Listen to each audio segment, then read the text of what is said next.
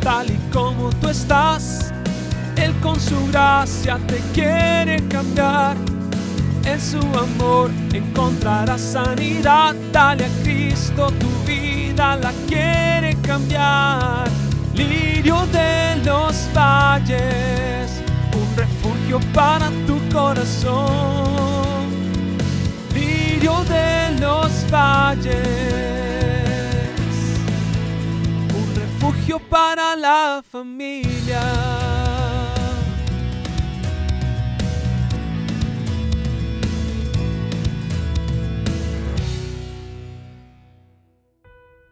Hermanos, estoy hablando una serie que he titulado Lo que todo cristiano debe saber de. Y hoy es la tercera sesión. Las anteriores fueron lo que todo cristiano debe saber de la iglesia de Cristo. El fin de semana pasado hablé lo que todo cristiano debe saber sobre la importancia de la doctrina. Y hoy voy a hablar sobre lo que todo cristiano debe saber sobre Dios. Y lo estoy haciendo intencionalmente y aclaro, no lo estoy haciendo a manera de clase bíblica, para eso los martes y otros eventos para hacerlo de esa manera, porque sería temerario para mí hablar de estas doctrinas fundamentales, pilares de un cristianismo radical, no fanático. Radical y fanático son dos cosas diferentes. No es lo mismo ser radical que sea un fanático. El fanático es otra cosa. El fanático puede serlo a un partido político, a un equipo de fútbol, y puede serlo hasta una religión. Pero la palabra radical en su origen etimológico significa raíces. Ser una persona radical es ser una persona que tiene raíces. Viene del latín radicalis, que significa raíces. Entonces, desde las raíces, no fanático, hablar de las raíces del cristianismo en 1 hora 45 minutos, nadie lo puede hacer. Por eso anuncié que lo haría de manera inspiracional, porque lo principal lo podemos decir en poco tiempo, y luego el estudioso asiduo de la palabra de Dios va a recibir un mapa para en su casa. Yo espero que ustedes sean de los cristianos que aquí vienen solo al postre de la semana, porque el culto del domingo tiene que ser el postre de una semana con Dios. El problema es cuando el culto, tristemente para muchos, es lo único que comen durante la semana para el espíritu. Cuando eso es así, explica por qué la anorexia bíblica que existe hoy en el cristianismo moderno. Porque el único momento que abren una Biblia o tienen un ratito con Dios es el domingo, nada más. Por eso, y las otras 168 horas que el Señor nos da a la semana, que se las da a Vladimir Putin, que se las da a Donald Trump y se las da a usted, la misma cantidad. Ninguno de ellos tiene más horas que usted. Pero los cristianos a veces, con razón, la Biblia nos exhorta a redimir el tiempo porque los días son malos. Pero bueno, cada uno escoge en qué dedica las 168 horas semanales que Dios le da. Pero quiero hablar lo que todo cristiano debe saber sobre Dios. Lo primero que tengo que decirles es este pensamiento muy bonito que siempre he manejado. Lo que creemos de Dios es lo más importante de nosotros. Lo más importante de usted es lo que usted crea de Dios. Bajo esta verdad, San Agustín de Hipona decía: si puedes entender a Dios, entonces ese no es Dios. Porque ningún humano, por más brillante que sea, no importa la sabiduría que tenga, la filosofía o la preparación que tenga, a Dios no se le puede entender. Pero podemos conocerlo. De hecho, es mejor conocerlo que saber de Él. El apóstol Santiago dice una declaración muy fuerte y dice: si ustedes dicen que creen en Dios, parafraseo, y está bien, pero los demonios creen y tiemblan.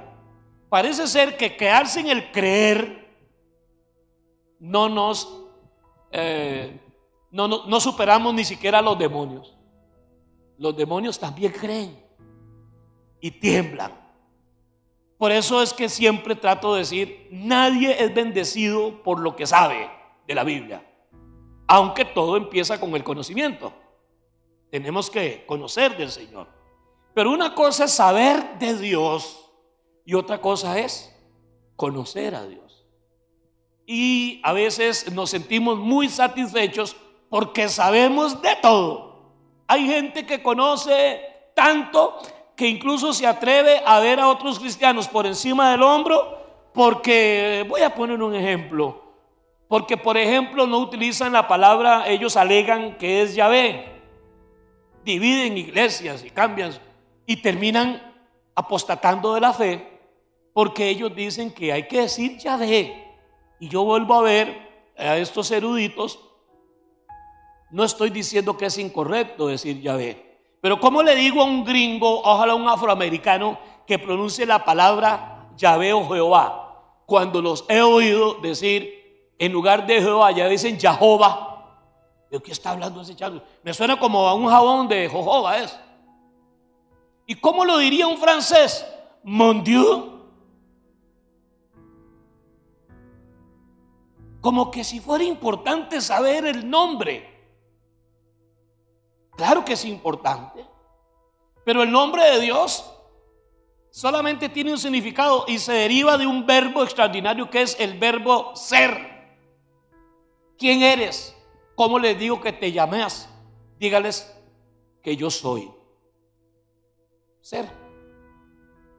Entonces, hermanos, importantísimo leer la Escritura, estudiar las Sagradas Escrituras, conocer cada día más y más de Dios, pero lo más importante es llegar a conocerlo a Él.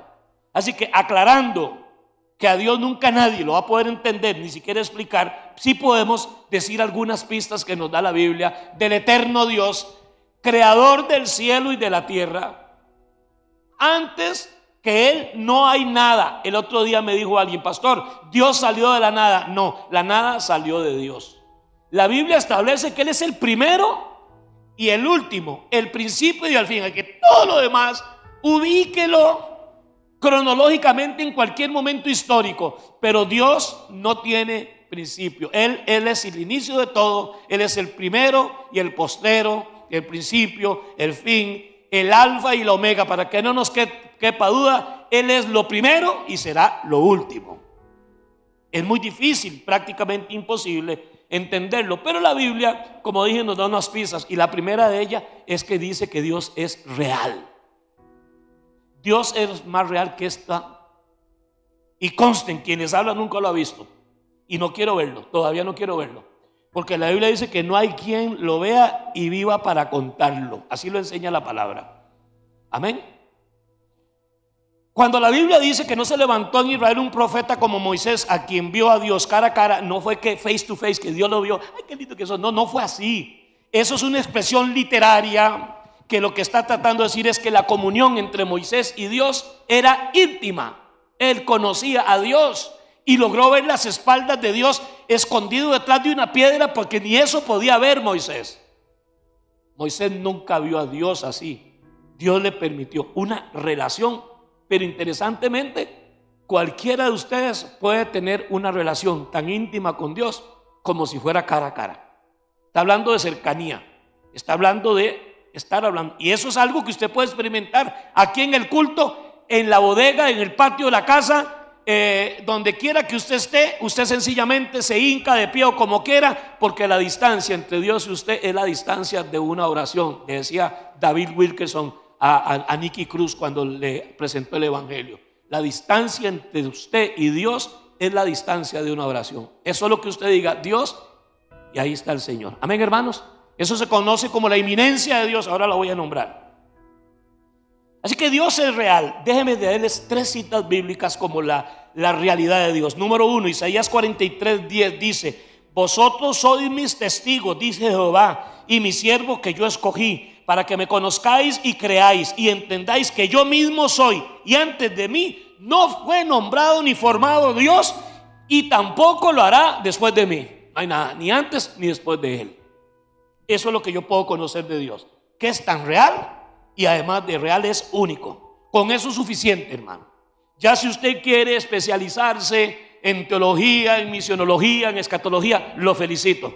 Pero es necesario que usted conozca esta verdad, de que Dios es real y nadie hay ni antes ni después de Él. La segunda cita bíblica es Deuteronomio 32:39, que dice: ved ahora, yo soy y no hay dioses conmigo, y hago morir y hago vivir. Yo hiero y yo sano.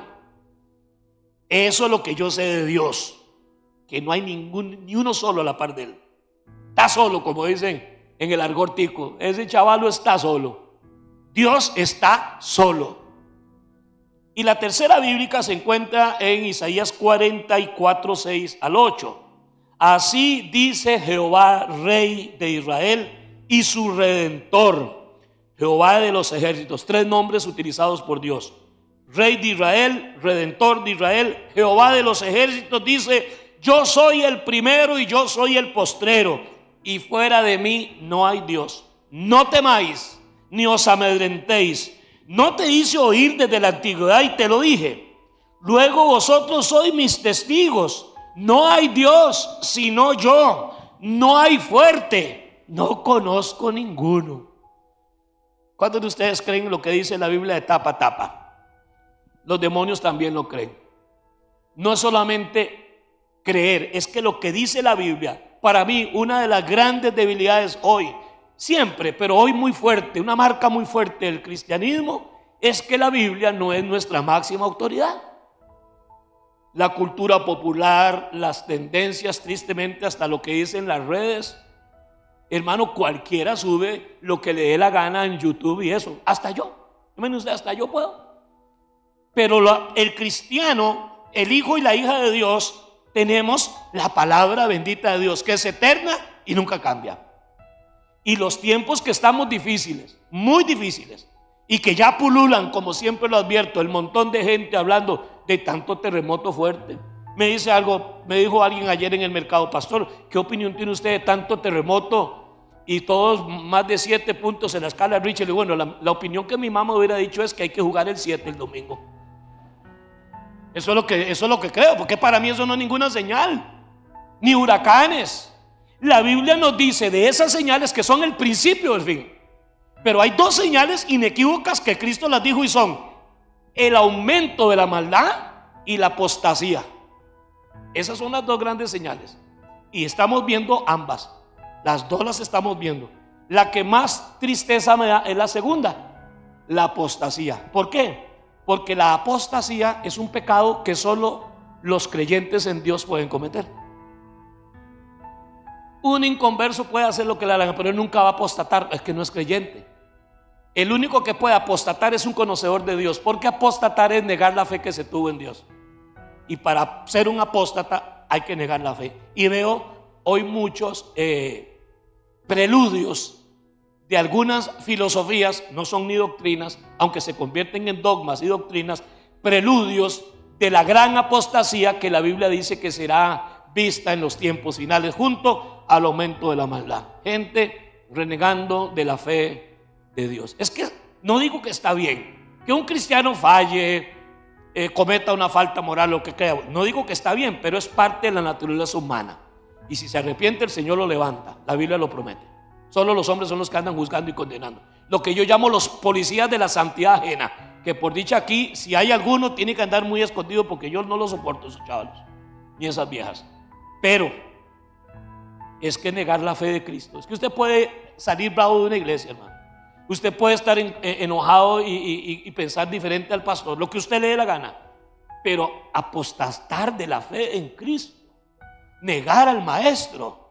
Nunca se me olvida, el pastor Álvaro Muñoz decía una frase cuando vino la moda aquella, la loquera de la película de Da Vinci, ¿cómo se llamaba? El Código Da Vinci.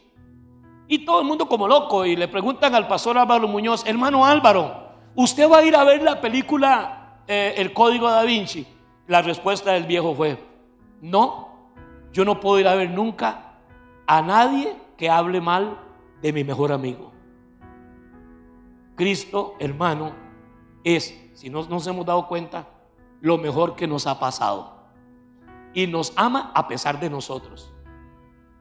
Negarlo y apostatar de Él no tiene explicación alguna. ¿Cómo es Dios?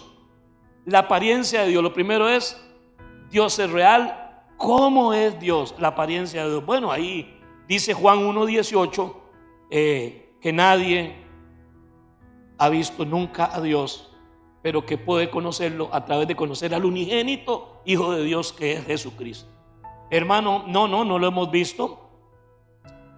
Sí, espero un día verlo. La Biblia dice que un día veremos al Señor tal y como Él es, pero la naturaleza suya y la mía no va a ser la carnal, va a ser una naturaleza glorificada, y entonces vamos a conocerlo tal y como Él es, glorificado. Pero si la Biblia nos da algunas pistas, no para dibujarlo, porque si usted dibujara las figuras literarias metafóricas que se usa de Dios, al final lo que queda es algo así como un messenger, una cosa así rarísima. Cuando usted va a Apocalipsis 1 y Juan describe cómo él vio al Cristo glorificado, lo ve como un ser que él lo conoció y anduvo con él mucho tiempo, San Juan apóstol, que salían llamas de fuego por los ojos, que de su boca salía una espada de 2 filos y que tenía los pies como el bronce bruñido. Y si alguien dibuja eso, y si le sumamos, por ejemplo, que la Biblia habla de los brazos fuertes del Señor, de Dios, o si no, que la Biblia habla de las alas protectoras que Él cubre a quienes le temen y se refugian en Él. No es que Dios es así, a Él nadie nunca lo ha visto. Lo que está tratando de describir ahí son imágenes de cómo Dios se relaciona y trata con el hombre. Nunca lo hemos visto, pero sí puedo decirles cosillas ahí de la Biblia. Salmo 27:4, Isaías 28:5 dice que Dios es hermoso. Hermoso. Entonces, si usted conoce cosas hermosas, Dios es hermoso. Lo que la Biblia trata de decirnos, porque la imagen que usted y yo tenemos de Cristo es la imagen de la Santa Cena de Da Vinci. Es un Cristo de perfil italiano, narizón, cara larga, pero no, yo no sé, físicamente nunca lo hemos visto, nunca lo hemos visto ni imaginado, pero sí podemos decir, poéticamente hay un salmo que dice: eres el más hermoso. No es hermoso, es el más hermoso de los hijos de los hombres. También la Biblia nos dice en el Salmo 139, del 7 al 12, y en Juan 4:24, que Dios es espíritu, o sea, es invisible. Dios es espíritu, y los que lo adoran en espíritu y en verdad, es necesario que lo adoren. Y también la Biblia nos dice que Dios es invisible. Juan 1:18, lo que les leí antes, y Hebreos 11 al versículo 27. Es invisible, hermano. Yo sí lo siento, pero nunca lo he visto. Pero tengo que recordarles que los cristianos, los hijos y las hijas de Dios, ¿podemos conocer a un Dios invisible? Sí. ¿Cómo? Con la fe. Hebreos 11:1 dice: es pues la fe, la certeza de lo que espero y la convicción de lo que no se ve. Así es que usted puede llegar a conocer a Dios. Lo sentimos a veces. Nunca la Biblia prometió que siempre sentirías a Dios. Lo que sí promete la Biblia es que siempre estará contigo, indistintamente si lo percibimos o no. Sin embargo, yo no sé usted, hemos experimentado, disculpen la redundancia, algunas experiencias espirituales que no dan lugar a uno para decir: sentí la presencia del Señor. Y a veces el cuerpo responde con calambrillo, aunque para mí los calambres no son la última palabra, pero hay sensaciones que usted dice: si no fue que me tocó, por lo menos fue que me pasó cerquita. Y ya eso es decir mucho, es suficiente. Sentimos a Dios, nunca lo hemos visto, pero yo no necesito ver algo para creerlo. Ahorita mismo ahí está el páncreas mío trabajando. Ahí está ahorita mismo mis pulmones y ahí está mi cerebro haciendo locuras y no estoy viéndolo. Nunca los he visto y a propósito nunca veré el mío. Y ahí lo tengo y existe y me da vida. Por eso dice que nos movemos, vivimos y nos movemos en Dios. Cuando le conocemos es porque Dios se ha revelado. Y quiero decirles algo respecto al Dios revelado, que a todos ustedes Dios se les ha revelado. Y si no, pídalo. El otro día una señora me dice: pastor, es que yo no entiendo, es que mis hijos y mi esposo ya están haciendo loco y de todo. Y yo siempre le pregunto: disculpe, hermana, ¿ellos son creyentes? No. Entonces le digo: ay, señora, ¿cómo usted espera que un no creyente se porte como un creyente si todavía no lo es? Si aún nosotros los cristianos a veces somos medios agarradillos del pelo, ¿a poco no? La persona necesita, lo que la gente necesita es que Dios se le revele, porque ninguno de nosotros descubrió a Dios. Usted nunca va a descubrir a Dios. Lo que usted siente o tenga de Dios fue porque Dios en su divina providencia se reveló a su vida. Cuando decimos conocí a Dios, entiendo que es un tema de semántica, pero realmente usted no lo conoció, Él lo conoció a usted antes de que Él lo conociera. Cuando oigo una frase evangélica muy coloquial, es que yo recibí a Cristo, digo yo, sí, entiendo lo que usted quiere decir, pero realmente quien a usted lo recibió fue Cristo. Usted nada más dijo, yes. Él te recibió. Usted jamás le hubiera dicho a Dios, sí, te acepto, te abro las puertas de mi corazón. Nunca se pudo hacer hasta que Dios no lo tocó a usted primero, porque Él fue el que te convenció. Antes de que usted tomara decisiones por Dios, Él te conoció y Él te reservó, aún desde antes de la fundación del mundo. ¿Estamos de acuerdo, hermanos? Pero la forma más extraordinaria en que el Dios eterno, diga conmigo el eterno Dios, no se sienten incómodos porque hay algunos hermanos de una línea mesiánica que ya no quieren decirle ni Jehová, sino que le dicen el eterno. No hay ningún problema, ese es uno de los nombres de Dios, el eterno Dios. En hebreo sería como decir el Shaddai, el Elohim. Pero bueno, hay gente que le gusta andar, ¿verdad?, haciendo problemas donde no hay problemas. Pero el Dios eterno, el profeta Jeremías dice, se me reveló a mí hace mucho tiempo. Es lo máximo que usted y yo hemos llegado a estar de Dios certeros, que Él se reveló a nosotros. Así que esa revelación de Dios, que donde quiera que usted anda, se convierte en la mayor bendición o a veces en lo peor que te puede haber pasado, conocerlo a Él. Porque conocerlo a Él y andar usted medio tataretas, se lo digo, hermano, se siente uno 40 grados bajo perro. Porque cuando yo no lo conocía me importaba nada, pero cuando lo conozco, a veces cómo maneje el enojo me contricta el alma. ¿Por qué? Porque yo sé que Él es santo. A propósito, ese es uno de sus atributos, Él es santo.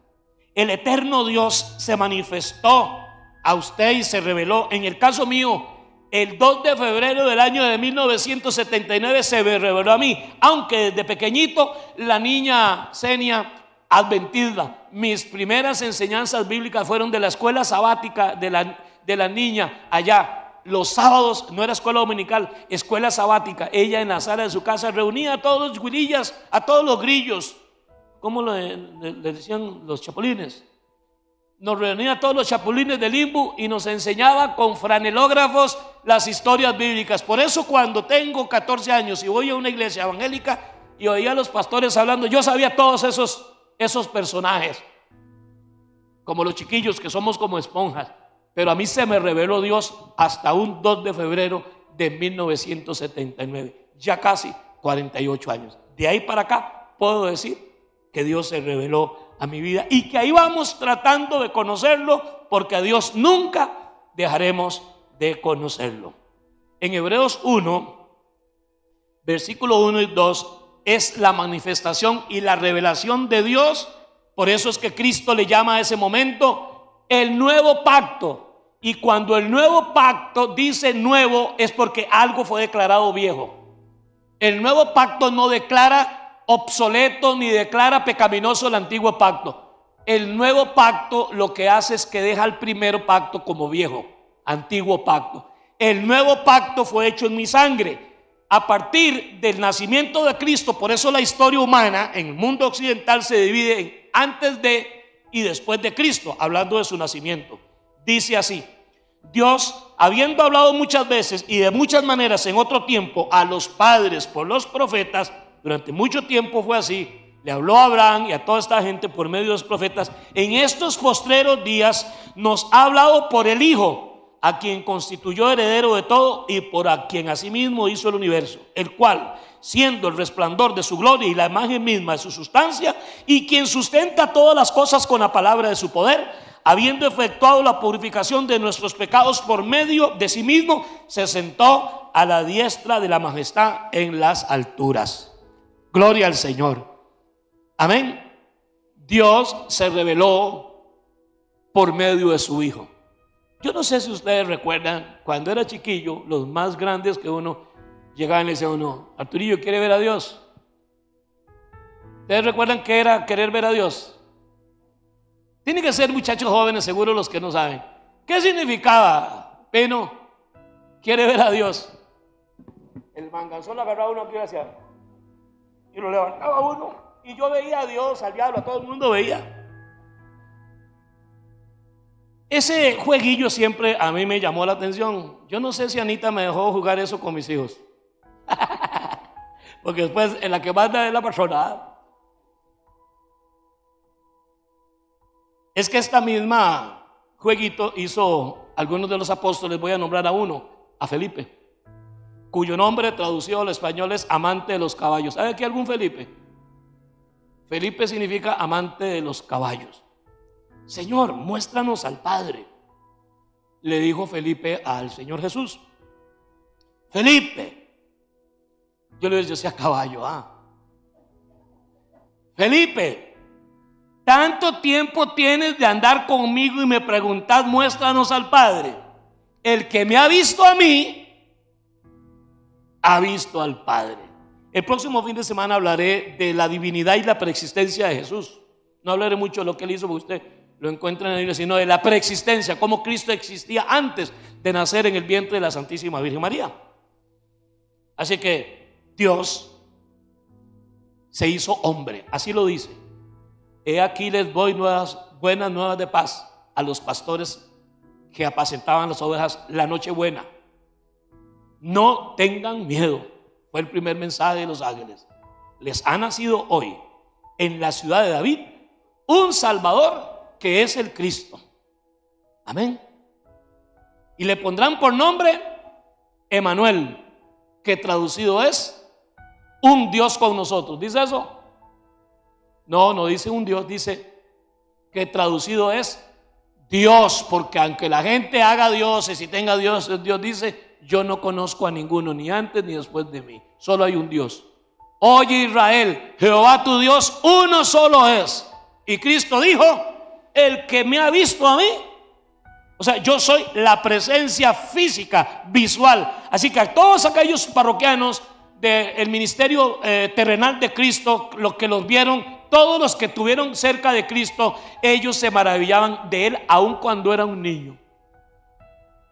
Se le pierde a la familia, la Sagrada Familia, por 3 días, se tienen que devolver, y cuando llegan al templo de Jerusalén, lo encuentran al niño hablando de tú a tú, no de política, sino hablando de las maravillas de Dios. Y los maestros de la ley, sorprendidos de cómo ese mocoso de 12 años tenía tanto conocimiento. Los que alzaron al bebé cuando era pequeño, María, dice el hermano Max Lucado, que la Virgen María se hincaba en el cuarto al lado donde dormía el niño Dios, y le pedía a Dios, ignorando que el que estaba en la cuna era Dios. Por eso dijo alguien en las caminatas que Jesús hacía: dichosos los pechos que te amamantaron. Y Jesús se volvió y le dijo: pero más dichosos son los que hagan la voluntad de mi Padre. Así es que Cristo es la manifestación visible de Dios. Esto le chima a muchos que creen que una dieta vegana debe ser buena, una dieta vegana, pero ninguna dieta de legumbres, ni de carnes, ni abstinencia de mariscos o abstinencia de chifrijo. Nadie va a ir al cielo por lo que come, porque la Biblia dice, hablando el apóstol Pablo, el reino de los cielos no consiste en lo que comemos o bebemos, sino que el reino de Dios es justicia y paz. No es el día que alguien guarda. San Pablo dice: el que guarda el sábado para el Señor lo guarda, y el que no lo guarda, no lo guarda. Es el Señor. El sábado fue hecho para el beneficio del hombre, no al revés. El hombre no fue hecho para que el sábado se beneficiara de nadie. Por eso estableció, Hebreos capítulo 4, estableció un día, hoy, porque los israelitas guardaron el sábado, mas nunca entraron en mi reposo. Por eso el Señor reservó un nuevo día. ¿Y cuál es ese día? Hoy. Así que si usted quiere guardar el lunes, si lo guarda para el Señor, los trabajos obligarán a la gente a tener que buscar otro día de reposo. Pero al final no es el día, sino a quien adoramos en nuestra existencia. Amén, hermanos. Vamos a hablar de los atributos de Dios. Estamos hablando de cómo es Él. Estamos hablando de la realidad de Dios y los atributos de Dios. Ustedes los conocen. Son algunas palabras teológicas ahí, cacareadillas, pero son fáciles de decir y fáciles de nombrar y memorizar, porque es la palabra omni, que significa todo. Omni significa todo. Entonces tenemos la eminencia de Dios. ¿Qué significa la eminencia de Dios? Esa doctrina de la eminencia de Dios sencillamente significa que Dios está cerca de usted, Dios con nosotros. Eso es la eminencia de Dios, que Dios está con ustedes y que no está tan lejos como la estrella más lejana del universo, sino que está tan cerca como el siguiente latido de tu corazón. Eso es que Dios es inminente, que está tan cerca. Había un himno que cantaba el grupo Maranata, creo que se llamaba, un grupo de la década de los 80, por ahí, muy lindo, y decía en la canción: Dios está aquí, y la parte decía: tan cerca como el aire que respiro, tan cierto como la mañana me levanto, tan cierto como que me puedes oír, le puedes sentir. ¿Recuerdan ese himno, hermanos? ¿Lo quieren cantar? Otro día, o ahora tal vez de chance. Lo puedes sentir desde el fondo de tu corazón, y podemos llegar a ver a Dios. La Biblia dice que los limpios de corazón, no dice que los inmaculados, no dice que los que sudan agua bendita, porque yo nunca he sudado de eso. Solamente dice los de corazón limpio, ellos verán a Dios. Y no está hablando de verlo físicamente, ver a Dios en mi vida, ver a Dios en mi matrimonio, ver a Dios en mis hijos, ver a Dios en mis finanzas, en mi emprendimiento, en mi negocio, en mi trabajo. El cristiano, el hijo y la hija de Dios, está llamada a ver a Dios en su vida. Amén. Tenemos que apuntar, eso sí, que nuestros hijos se preparen académicamente en alguna tecnología, que aprendan 1, 2, 3 idiomas. Pero lo más importante que a un hombre y a una mujer le puede pasar es que conozcan a Dios. Y creo que muchos de ustedes ya han tenido esa bella experiencia, y ese conocimiento no los ha hecho inmaculados, como tampoco hizo a Pablo inmaculado, toda vez que él más bien dice: no es que sea perfecto, ni pretendo serlo, solamente hago una cosa: olvido lo que queda atrás y prosigo a lo que está delante, al premio del supremo llamamiento en Cristo Jesús, por el amor del cual lo he dejado todo, y todo lo tengo por basura. La versión de Reina Valera más antigua decía: por estiércol, a fin de conocerlo a Él y el poder de su resurrección. Y en Costa Rica estiércol se escribe con M. ¿Ya les llegó? Sí. Okay. Pablo decía que todo lo demás era estiércol si se trataba de compararlo con conocer a Dios. Por eso, como dije al principio, lo mejor que usted tiene es lo que conoce de Dios, porque en aflicción, en el peligro de muerte y en la muerte misma, lo que usted sepa de Dios será en ese momento lo más importante que usted tiene. Porque nos pueden dejar, nuestros padres mueren, y no fue que nos dejaron, pero es el lenguaje de la gente: ay, es que mamá nos dejó cuando se fue. No, que murió. Otros dicen: el Señor se la llevó. Y probablemente en vida, hermano, alguien que te juró estar contigo en las buenas y en las malas y hasta la muerte, no cumpla ese mandato. Pero todo lo que usted sepa de Dios será lo más importante en su vida. Amén. La ciencia, las matemáticas que se aprenden en la U y todo aquello es importante, pero lo más importante que usted tiene, y eso nadie se lo puede tocar. Eso le dice Jesús a Marta en la visita de su casa. De Marta, María y Lázaro eran hermanillos en Betania. Dice que llegó con los apóstoles y María ahí se tiró a los pies, y Marta era que levantando muebles, que quitando el polvazal, que cocinando, que lavando la ropa, y pasaba cada rato y veía a María, la vieja, ahí tirada a los pies de Cristo, y ya empezó esa vieja a ponerse furiosa. Y llegó un momento donde ya no soportó y le dijo: Señor, hasta regañó a Cristo esta vieja. Qué pantalones de mujer, ¿verdad? Señor, no tienes cuidado de mí, dígale a mi hermanilla que me ayude ahí, ya. Y Jesús se volvió y le dijo: Marta, Marta, afanada y turbada estás con tus quehaceres, de todas las cosas buenas de la vida, porque hay muchas cosas buenas en la vida, María escogió la mejor. ¿Sabe qué fue? Estar echada a los pies de Cristo. y lo que ella escogió no le será quitada. Permítame leer entre líneas. Ella estaba preparando gallo pinto y gallo de salchichón, todo lo que estaba ahí, café, agua dulce. Y cuando Jesús dijo, eso sí será quitado, cuando aquellos 12 apóstoles y el montón de paracaidistas que andaban con Jesús empezaron a devorar la comida, yo me los imagino, eructando. Y Marta, ¿cuántos de ustedes han preparado una cena? ¿Cuánto dura usted preparando una cena el día de la madre? ¿Cuánto dura en la mesa? Rapidito fue quitado. Pero lo que María escogió, dijo, ella escogió lo mejor que se puede escoger, y es estar aquí a mis pies conociéndome.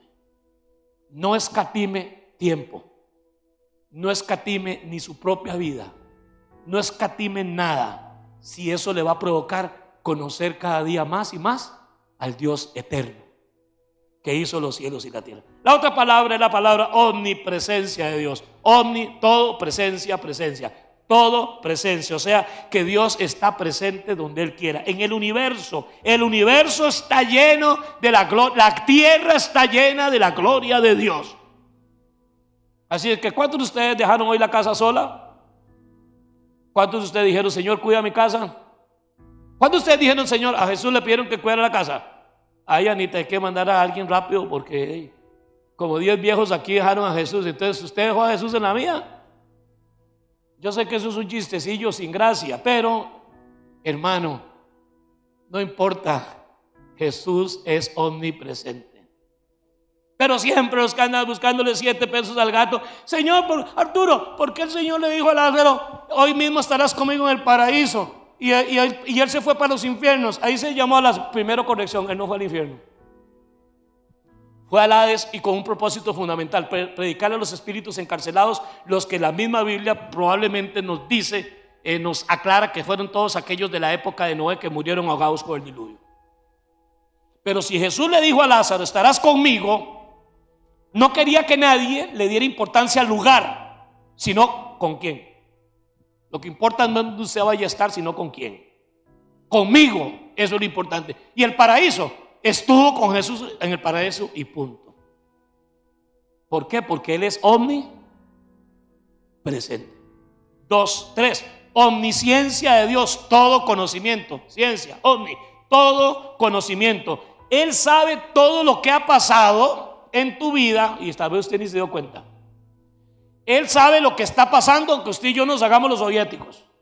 Y Él sabe todo lo que va a pasar a futuro, porque ya estuvo en tu futuro, estuvo en tu pasado. Es más, esto es tan claro como lo siguiente: su tata y su mamá, yo me imagino, ¿cómo era que la mamá de uno se daba cuenta que estaba embarazada? Yo como a los 3 meses seguro. Ahí no habían examen ni nada de eso. Y cuando llegó mi mamá y le dijo a mi tata, Arturo, esto ya está, ¿qué? El quinto de 8, yo soy el quinto, no hay quinto malo. Soy el quinto de 8 chamacos y chamacas. Mi mamá se sorprendió cuando ya, mi tata se sorprendió, pero hubo alguien que no lo tomó por sorpresa, porque a mí no me planeó mi tata ni mi mamá. Arturo Campos Cordero y Teresa León Elizondo eran los únicos 2 seres humanos del planeta Tierra, de todos los continentes enteros, que podían producir este muñeco. El ADN y las características físicas mías y suyas, solamente esa señora y ese señor podían hacerlo. Esto no es una pifia, es que la Biblia dice que Él te conoció, te escogió, te santificó y te dio propósito antes que tus papás ellos mismos se conocieran. Por eso ahí el único sorprendido fue cualquiera menos Dios. Dios nunca dirá, ups, uy, mira que plan B. No existe eso. Dios todo lo sabe, y la omnipotencia de Dios, que es la que más nos gusta a los cristianos, todo poder. Sin hacer propagandas odiosas, había un anuncio que tenía la Purdy Motors de un pick-up, creo que era un Hilux, que subía y un montón de mato y caía en el centro del volcán Arenal, en el cráter. Y ni el volcán Arenal lo soportó, ¡fum!, lo tiró y cayó otra vez. Bueno, eso es un buen carro. Y recuerdo que los dos que iban en el carro se asustan. Es que el que tiene un Toyota sabe lo que tiene. Ahí fue la primera propaganda que yo recuerdo de ese fenómeno. Un pick-up que cae en el cráter del Arenal, el Arenal lo tira por el aire y los dos en el carro dicen, Es que sabemos lo que tenemos. Y yo quiero, hermanos, discúlpenme que utilice esta figura. El Señor es todoterreno, todo poder.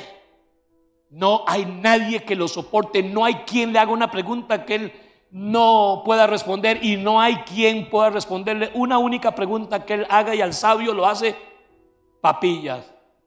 Y ahí la dejó. ¿Cuál es la pregunta? Claro, posiblemente hoy pueden haber algunas explicaciones científicas y todo aquello, pero el Señor dijo: cuando usted me pueda responder cómo es que se forman los huesos dentro del cuerpo de un feto, entonces viene y me hace preguntas. Y vamos a hablar, para ir terminando ya, de la importancia del nombre de Dios. ¿Por qué es importante el nombre de Dios? Es que todos nosotros tenemos un nombre. Yo siempre tengo problemas con mi nombre porque yo tengo 3 nombres. Antes todo el mundo opinaba para poner el nombre suyo.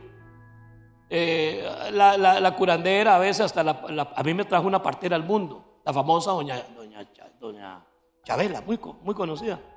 Después del doctor Cortés fuera Chabela, la partera de la abuela. Y entonces a mí todo el mundo opinó. Entonces me pusieron Arturo por mi tata, Gerardo porque a mi hermanilla le pusieron, bueno, por dicha no me pusieron Mayela a mí, porque entonces a Male le pusieron Mayela y a mí me pusieron Gerardo. Por dicha no se equivocaron, porque Mayela y Gerardo celebran el mismo día, el día de San Gerardo. Y apareció alguien por ahí y dijo: y también a San Martín de Porres. Entonces yo me llamo Arturo Gerardo de Porres. Entonces las computadoras no alcanzan, entonces me ponen Arturo Gerardo de Po. Odio eso, porque ¿qué nombre más feo? Entonces tengo que arreglarle la par. ¿Cómo? Ay, disculpe, señor, Arturo Gerardo de Po. Y me dice, cuando me dice varias veces Po, ya tengo ganas de retarlo a pelear. Arturo Gerardo de Po, ¿qué le pasa a este chavalo? Bueno, que Dios bendiga a mi mamá, no sé de dónde sacó ese nombre. Entonces yo suelo agregar Arturo Gerardo de Porres, la hierba que el cabro no mastica. Que ya eso es mucho que decir, ¿verdad, Luis? Los cabros comen hasta plástico, muchachos. Cuando un cabro no se come una hierba es que es venenosa. El nombre de Dios, el nombre suyo es muy importante. Dios nos va a llamar por su nombre. Y el nombre suyo aquí se queda cuando usted lo pone. La única vez cuando lo ponen ahí en la lápida. La Biblia dice que para temas de eternidad Dios te puso un nombre que ya lo escribió en gloria, y nadie lo sabe sino solo Él y quien lo recibe. Espero que en el cielo mi nombre no sea Casimiro, pero el nombre suyo es aquí, tiene importancia. Pero Dios ha escrito un nombre escrito en gloria, el nombre del Señor. Él se dio a conocer en Éxodo 6:3. Oigan esto cuando se topen un mesiánico fanático, o aunque no sea fanático, que menosprecian el nombre de Cristo. Y aparecí a Abraham, a Isaac y a Jacob, o sea, los patriarcas del pueblo judío, hebreo. Como Dios omnipotente me les aparecí, mas en mi nombre, Jehová, no me di a conocer a ellos. Oigan ustedes, como decía Willy Ramírez, eso es para bailar un trompo aquí en la uña. Ni Abraham ni Isaac de Jacob conocieron el nombre de Dios nunca. Me les aparecí de manera poderosa. Lean la historia de estos 3 patriarcas. Pero a ustedes, al pueblo de Dios. Y ese nombre es un misterio porque no tiene vocales, solo consonantes. JHV, algo así como significa ser, es del verbo ser. JHV, 3 consonantes. Entonces, ¿cómo es el nombre de Dios? Y les dirás, en el español se traduce: soy el que soy. Pero leer 3 consonantes y sobre todo con una H en medio es imposible, porque el nombre del Señor, los mismos eruditos y rabinos bíblicos no se atrevían a pronunciar su nombre. Por pronunciarlo mal les daba terror. Y los copistas bíblicos, para el nombre Jehová, esas 3 consonantes JHV, tenían una pluma exclusiva solo para ese nombre. Las demás palabras con otro lapicero, con otra pluma, y para el nombre Jehová con otra pluma. Por eso el nombre Jehová, quien le diga a usted que es Jehová así, es porque en el castellano, para hacernos comprender, los eruditos le pusieron, porque no está descabellado tampoco el nombre, lo más cercano es Yahvé o Yahaf. En los salmos dice JHA con una vocal, Ja, y diré a Ja, Jehová, Yahvé. No andamos muy inexactos, pero no digamos que es así, porque ese nombre eterno de Dios no tiene vocales, 3 consonantes, J, H, que en todos los idiomas es muda, solo en inglés se pronuncia como J. Solo a ellos me les revelé. Y en el Nuevo Testamento a los cristianos se nos dice: y le pondrás por nombre Emanuel, que traducido es Dios con nosotros. Pero usted puede decir Jehová, el afroamericano puede decir Jehová, el francés puede decir Mon Dieu, etcétera. Amén. Dios mora donde su nombre es honrado. Cuando en un hogar el nombre de Dios es honrado, Dios mora ahí. Cuando en un templo se honra a Dios, Dios mora ahí. Cuando una persona honra a Dios, Dios mora ahí. Cuando en tu negocio Dios es honrado, Dios mora en ese negocio. Porque donde el nombre de Dios sea honrado, Dios va a morar ahí. Y edificaré casa a mi nombre, y yo afirmaré para siempre el trono de su reino. Segunda de Samuel 7:13. Porque ahora he elegido y santificado esta casa, para que esté en ella mi nombre para siempre, y mis ojos y mi corazón estarán allí para siempre. Segunda de Crónicas 7:16. Y en el Salmo 75:1 dice: gracias te damos, oh Dios, gracias te damos, pues cercano está tu nombre, los hombres cuentan tus maravillas. Por eso es que en la boca, el otro día me dice una persona: es que usted es solo Cristo, ¿y qué quiere que diga? Es que en la boca del creyente tiene que estar siempre de cerca el nombre de Dios. Jehová, Elohim, Shikenu, Jehová Jireh, como usted quiera decirle. Al final el que conoce los corazones es Dios. Nuestros viejillos decían tatica Dios. Algunos otros, para hablar de Dios, utilizan uno de sus grandes misterios: la Santísima Trinidad nos acompañe. Pero el que conoce los corazones es Dios. Donde se honra a Dios, Dios está ahí. Y ningún hombre ni ninguna mujer tiene el monopolio de cuál es el nombre exacto, las posiciones exactas, los pasos necesarios para que Dios toque a una persona, porque eso es prerrogativa absoluta de la soberanía, el amor y la bondad de Dios, que tiene misericordia de quien Él quiera tener misericordia, y no tenerla de quien Él no quiera. Amén, hermanos. Dios es santo, Dios es eterno, Dios es maravilloso, Dios es bello. La Biblia nos va a decir muchas veces algunas virtudes de su nombre. Nos dice que Él es juez, nos dice que Él es el alfarero, que Él es el redentor, que Él es el salvador. Y como en el hebreo, más bien en el arameo, en el Nuevo Testamento, dice que por el Espíritu podemos decirle Abba. No Abba, el grupo aquel europeo, sino Abba, que significa algo así como Padre mío o Papito mío. Al final, hermanos, estamos hablando del mismo Dios. El nombre más cercano que usted puede decirle, y dice que puedes hacerlo, es decirle Abba, Abba Padre, el Dios que está cerca. Jehová Jireh, que es una invocación que la gente hace. Hay gente que le pone así, me atrevería hasta una cantina Jireh. El nombre suena bonito, pero el nombre del Señor no puede ser usado en vano. La Biblia, como decía mi mamá, prohíbe que usar el nombre de Dios en vano. El nombre de Dios debe usarse para lo que es. Pero Jehová Jireh significa el Señor provee. También aparece Yahvé o Mon Dieu en francés, Sikenu, que significa el Señor nos hace justicia. Luego hay otro que es Jehová Shammah, que significa el Señor siempre está allí. Dios es mi hacedor. Jehová Nisi, que significa Él es mi estandarte, Él es mi victoria, como cuando llegaron los astronautas y pusieron la bandera en la luna, o el primer viejo que subió al Everest ponía una bandera de su país. Eso significa Nisi, que significa Él es mi estandarte. Es una declaratoria. Jehová Nisi significa que Él ha declarado que yo le pertenezco a Él y Él me conquistó primero, y pone su bandera. Por eso dice en el libro del Cantar de los Cantares, poéticamente, el rey Salomón: me llevó a la casa del banquete y su bandera sobre mí fue el amor. Qué cosa más bella. Ese es otro corito que podemos cantar. ¿Lo recuerdan? Otro día lo cantamos. Y Jehová Roí, que significa no Roy, sino Roí, que significa el Señor es mi pastor, nada me faltará. Arturo es mi pastor. ¿Cómo? Que el Señor los reprenda. Sí, hermanos. Si Arturo es tu pastor, no sean tan groseros, no digan todo. Casi todo, Emilio.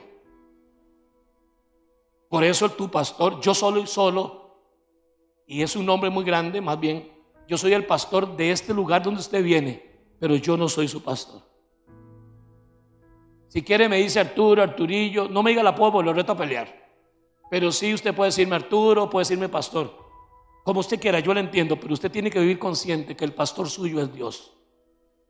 Porque cuando el Señor es tu pastor, nada te faltará. ¿Cómo puedo responder, Anita, a ese Dios tan bello? Lo más bello que me hizo conocer a Anita, yo lo celebro. Ella también. Ha sido tan bueno el Señor con nosotros. Estaremos alegres, dice el poeta judío.